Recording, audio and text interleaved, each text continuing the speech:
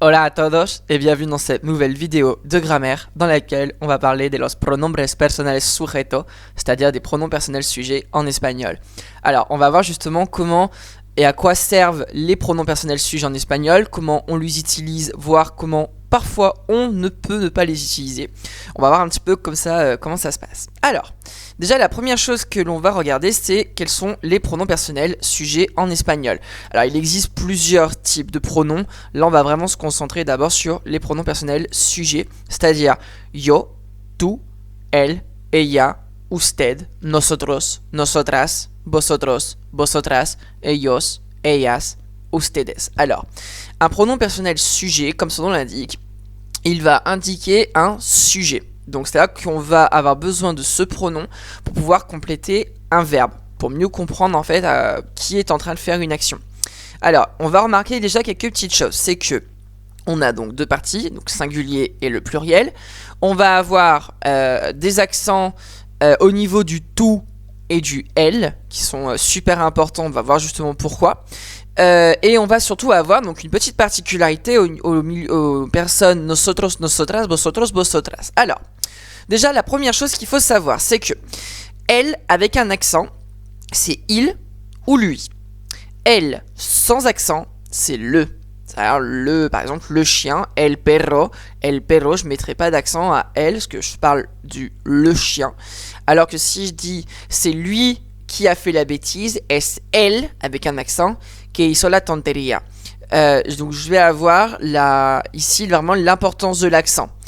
Autre particularité donc des pronoms personnels, je vous l'ai dit, c'est le nosotros, nosotras, vosotros, vosotras. Alors en espagnol, il existe bien en effet une différence entre le masculin et le féminin au niveau des personnes nous et vous, chose qui n'existe pas en français. Donc lorsque l'on rédige une phrase ou qu'on prononce une phrase, il faut toujours faire attention à qui est le sujet. Si je parle d'un groupe d'hommes et que je m'inclus dans ce groupe, je dirais nosotros. Si je parle d'un groupe d'hommes mais que je ne m'inclus pas, que je dis vous, par exemple vous les gars, vosotros. Nosotras, ça sera uniquement pour donc un groupe de filles dans lequel je m'inclus. Donc nosotras, je sais pas, par exemple, nosotras somos amigas. Hein, nous sommes amis. Et si je dis par exemple vosotras, c'est que j'indique un groupe de filles dans lequel je ne m'appartiens pas. Vosotras et sois amigas, par exemple, vous êtes amis. Les pronoms personnels sujets ont une autre petite particularité, c'est qu'ils ne sont pas obligatoires. Là, par exemple, ici, dans ces phrases, je les ai mis entre parenthèses parce que la terminaison du verbe me permet de savoir qui est le sujet, sans avoir besoin de passer par le pronom personnel sujet. C'est-à-dire que si je dis yo canto ou canto, je comprends que le verbe cantar est conjugué à la première personne du singulier du présent indicatif grâce à la terminaison canto, qui est unique. Canto, cantas, canta. Là, je vais avoir une différenciation au niveau de la prononciation et de l'écriture. Hein, rappelez-vous que l'espagnol s'écrit comme il se prononce. Donc, si j'ai un S à la fin de mon verbe, je dois prononcer mon S. Donc, si je veux dire à quelqu'un « Waouh, tu chantes super bien », « Oye, cantas muy bien ». Le cantas, avec le petit S à la fin que j'écoute bien, je comprends que je suis en train de parler d'un tutoiement. Donc que je suis en train de m'adresser à quelqu'un que je tutoie. Oye, cantas muy bien. Maintenant, je peux très bien dire Oye, tu cantas muy bien. C'est pas interdit. Simplement, ça fera un petit peu redondant. Ça fera un petit peu, c'est toi qui chantes super bien. Donc toi. Ça sera un petit peu, un petit peu répétitif. Mais si par exemple, je veux vraiment préciser et que je veux vraiment accentuer que wow, tu chantes vraiment super bien, je dirais tu cantas muy bien. Le pronom personnel sujet également, il peut être mis au début de la phrase, mais aussi après le verbe conjugué. Donc je peux très bien dire cantas, tu cantas, cantas tu. D'accord? Notamment pour une question. Pero cantas tu aquí? Mais c'est toi qui chantes ici? Tu cantas aquí? Cantas tu aquí? Ou cantas aquí? C'est-à-dire que là, pour le coup, j'ai aucun risque de ne pas comprendre de qui je suis en train de parler, puisque la terminaison est complètement unique, donc j'ai pas de risque de me tromper. Par contre, il est vraiment important de bien la prononcer, cette terminaison. Exemple, si je vous dis « Yo canto muy bien », moi je chante super bien. Bon, canto muy bien, j'accentue le canto. Ok, j'accentue le A. Maintenant, si je dis « Oye, el canto muy bien », là je serai sur du passé simple troisième personne du singulier. C'est-à-dire qu'entre le canto et le canto, j'ai une différence de prononciation. Le pronom personnel reste, encore une fois, non obligatoire. D'accord? Si ma phrase est complètement logique et le contexte, il n'y a pas de risque de se tromper, je peux complètement laisser mon verbe sans pronom. Par contre, on va avoir certaines phrases où effectivement on va devoir les préciser. Alors, 3 autres petits exemples rapides, sans besoin et sans nécessité de pronom personnel sujet. Ces 3 phrases, donc como cada día a las 12. Là, je comprends que c'est moi qui suis en train de manger chaque jour à midi, grâce à la terminaison du verbe. Bebes mucho. Là, je suis sur du tutoiement. Tu bois beaucoup. Voilà, je constate que tu, un ami, une personne de famille, boit beaucoup. A las 9 de la noche vamos a dormir.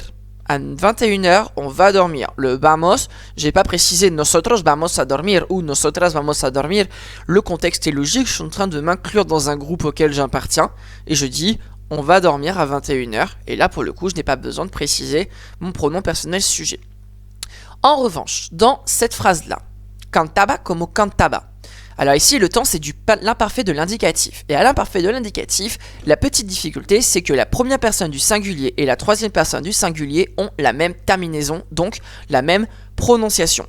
Alors, si mon contexte est logique, cantaba como cantaba, je peux comprendre, je chantais comme je chantais, il chantait comme je chantais comme elle chantait, bref, j'ai plusieurs possibilités. Alors du coup, il va falloir préciser. Alors voici des exemples justement de tournure que peut prendre cette phrase cantaba como cantaba, qui peut dire donc yo cantaba como él cantaba, yo cantaba como ella cantaba, yo cantaba como usted cantaba, él cantaba como yo cantaba, ella cantaba como yo cantaba, etc. Donc là ici en fait en fonction de mon pronom personnel sujet, eh bien je vais avoir une traduction complètement différente de la phrase. Hein, je peux très bien dire je chantais comme elle chantait, je chantais comme il chantait, je chantais comme vous chantiez. Alors là attention pour le usted, je vais y revenir dans une autre vidéo de la signification du mot du usted, hein, qui est un peu particulier. Elle cantaba como yo cantaba, donc lui il chantait comme moi je chantais. Bref, on a plusieurs traductions possibles. Donc ma recommandation, lorsque vous avez un doute, c'est-à-dire que quand le contexte risque d'être un petit peu bancal, c'est-à-dire qu'on n'est pas trop sûr de qui on est en train de parler, préciser, ça ne coûte rien. Il n'est pas obligatoire, mais si vraiment il y a un risque, notamment en exercice de thème, de traduction à la fac ou à des classes prépa, ou au lycée, si on vous demande de traduire une phrase avec de l'imparfait de l'indicatif et que le sujet risque d'être un petit peu confondu, eh ben, n'hésitez pas à préciser avec un petit pronom personnel sujet. C'est pas interdit. Allez, on se termine avec donc une dernière petite information. Donc le pronom personnel sujet peut être un prénom. Hein, ça c'est comme en français. Je suis pas obligé de dire elle chantait. Je peux très bien dire Julie chantait. Là pour le coup, donc, je vous ai mis ces 3 exemples. Donc elle veut manger des pâtes. Julie veut manger des pâtes et veut manger des pâtes, si je traduis littéralement sans le pronom.